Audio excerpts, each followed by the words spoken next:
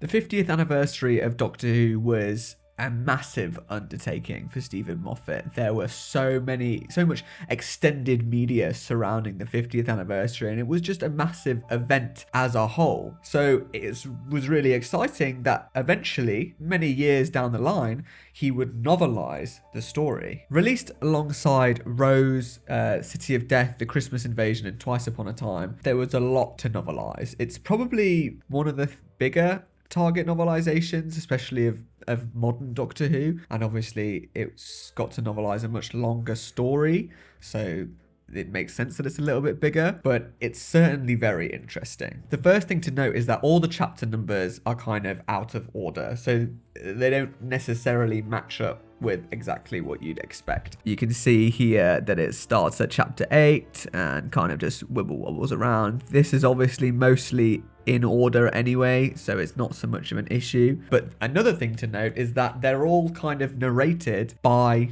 different people, so doctors and Osgood and stuff like that. They're mostly narrated by the Doctor. In between these chapters, there's also kind of italicized little inserts kind of here that are meant to be like kind of additional notes made by the author. So I'm like, okay, Stephen Moffat is a time traveler because he says that he's writing these notes 10 years down the line. But you find out at the end that it's actually the curator who is writing this book and making these notes, which is quite interesting. The first thing to note is that it also novelizes Night of the Doctor at the beginning, which helps as a sort of kind of introduction into understanding the kind of gimmicks and style of this novelization. The stranger woke. His hands looked different, but he knew that would be the least of it. As he pulled himself to his feet, every nerve and sinew jangled.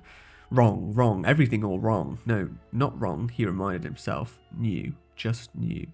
He remembered to breathe, and even that felt strange. He tried to focus on the chamber around him. Oh, the colour balance was wildly different yet again. The reds were a bit greener, and the yellows were out of control. He knew he'd get used to it, but it always took a while. Sometimes he missed the monochrome world of his first 2 incarnations. It felt like a simpler, cleaner time. So many centuries had passed before he'd realised he'd just been colourblind.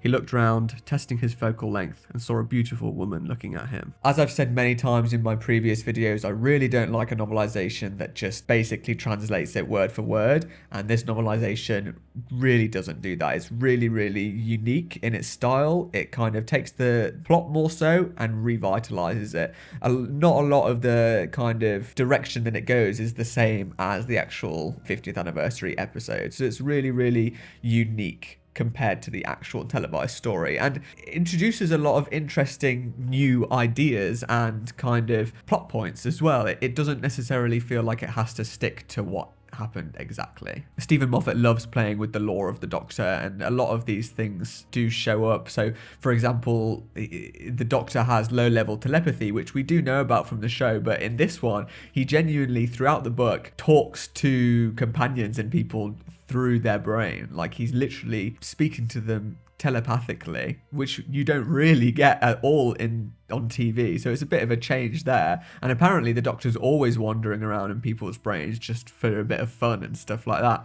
but here he's genuinely talking to them just telepathically. It does feel a little bit fan fiction-y at times, especially towards the end.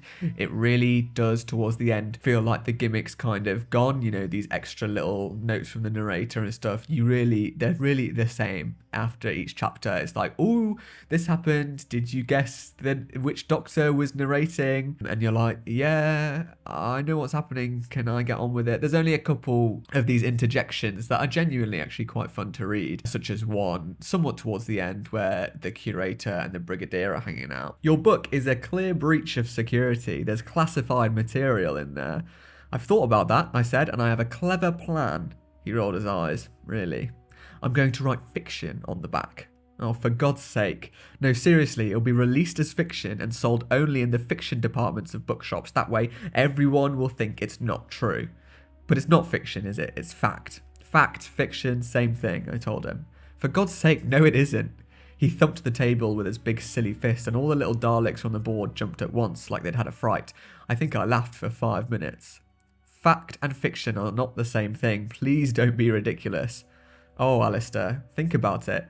The universe is vast and it goes on for a very long time. And do you know what that means? It means that everything that can happen will happen somewhere eventually. That's the rule.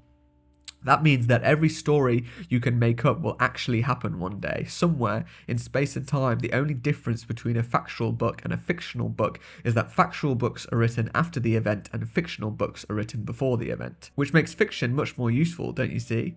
When you're writing facts, you're just copying down. When you write fiction, you're seeing into the future, which I think is quite an interesting way of kind of looking at stories. Kind of explains a little bit about how this book could be published in the first place in the Doctor Who universe, basically, because there's a couple chapters that follow Kate and Osgood and stuff like that that are meant to be kind of unit documents that we're reading. And just to kind of make a note about those chapters, it flips between the human Kate and Osgood and the Zygon Kate and Osgood, and has kind of the Zygons not really knowing who they are, like as soon as, especially with Osgood, because apparently her brain is basically so vast. As soon as they've kind of taken the form of Osgood in this regard, they kind of believe they are Osgood. And at some point it switches and makes you believe that, like, oh, why is Zygon Osgood running away? Because the Zygon genuinely thinks they're human for like the first few minutes. Then they're found by another Zygon and they're like, you are a Zygon, obviously. But it was really interesting to read that because there's another point where you don't know it's Zygon Kate, but Zygon Kate snaps the neck of the guy who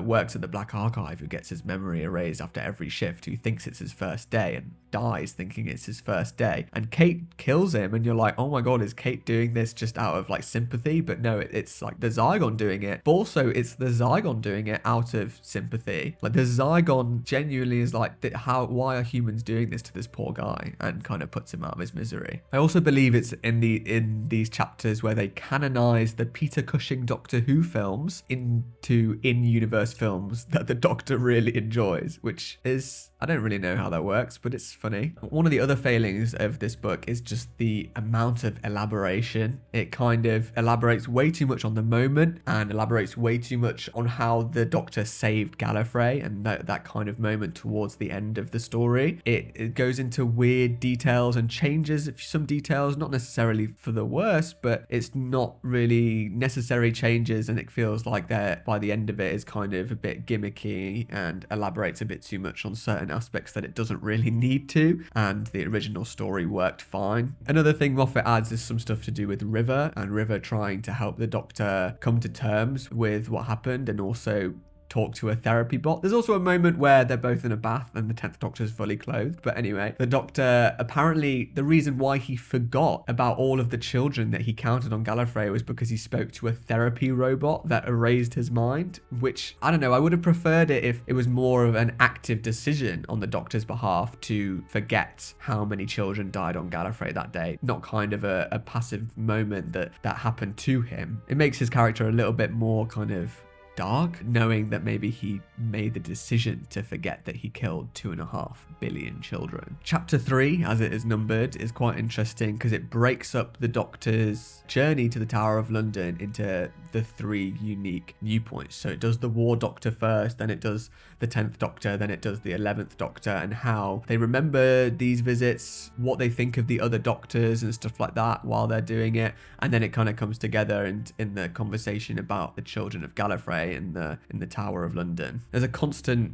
reference to chapter 9 in these kind of the interjections made by the curator between the chapters. There's always talk about chapter 9, saying chapter 9 will reveal all of the Doctor Who secrets that you've always wanted, and then once you get to chapter 9 it doesn't exist, or it does exist but you forget reading it, because there is aspects of chapter 9 relating to the silence, and anything that you read about the silence you forget. There's a clever little thing where if you read chapter 9, make a note on this page, on page 232, saying that you've read it, and this is what you get when you've reached that page, when you go to that page. So it's quite funny because obviously it's like, so I've made these tallies and I've written help me because God knows what's in chapter 9, but it literally reveals so many little facts about Doctor Who that we've, like, all the little controversies, the unit dating kind of stuff. It reveals the facts behind them all, but you can't remember it because it's related to the silence and it's kind of locked behind that memory thing. So God knows what's in chapter 9, really, for me to have written "help me" in the back page, but I guess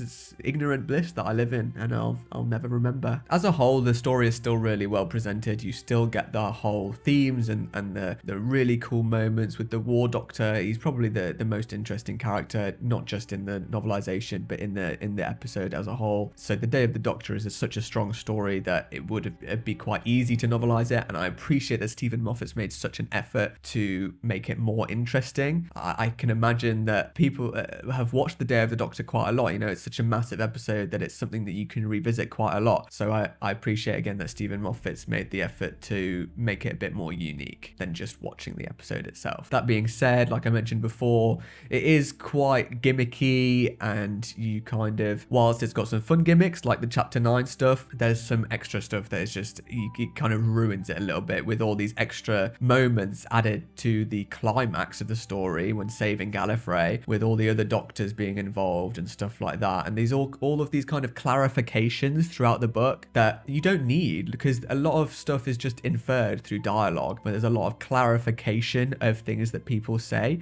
which I don't think is necessary. I've not watched The Day of the Doctor and thought there's some dialogue I'm like, oh, I don't really understand what they're saying there. There's some weird extra stuff about Osgood and McGillop, the co-worker that she's working with like the stone dust and stuff, and there's some really weird sexist stuff that, like, there's a whole page basically where McGillop just keeps looking at her ass, which I don't, what, like, when I talk a lot about unnecessary additions. That is completely unnecessary addition. That's something that, like, there is no point at all, not even just as a funny joke, that this is included in the story. Thankfully, it's not, like, consistent throughout the whole book, but then there is a lot of mentions to McGillop fancying Osgood, and it's just, like, you don't get that. You do not get that in the televised story whatsoever. But here we are. That's just Stephen Moffat, I suppose. With that all being said, I really appreciate this novelization. There was a lot of work clearly from Stephen Moffat put into it. There's a lot of highs and really interesting moments, some very awkward and unnecessary lows. But as a whole, I will be giving The Day of the Doctor by Stephen Moffat an 8 out of 10. Up next is The Zygon Invasion by Peter Harness, which obviously novelizes not just the Zygon invasion, but the Zygon inversion as well, and links quite nicely into The Day of the Doctor, so I wonder if there'll be some kind of mention of that kind of stuff as well, because I do love expansion of the ideas of a story, not so much elaboration on unnecessary points like we had in The Day of the Doctor, more expansion of what we've already got, like, you know, Dalek, which is still going to be my favorite novelization.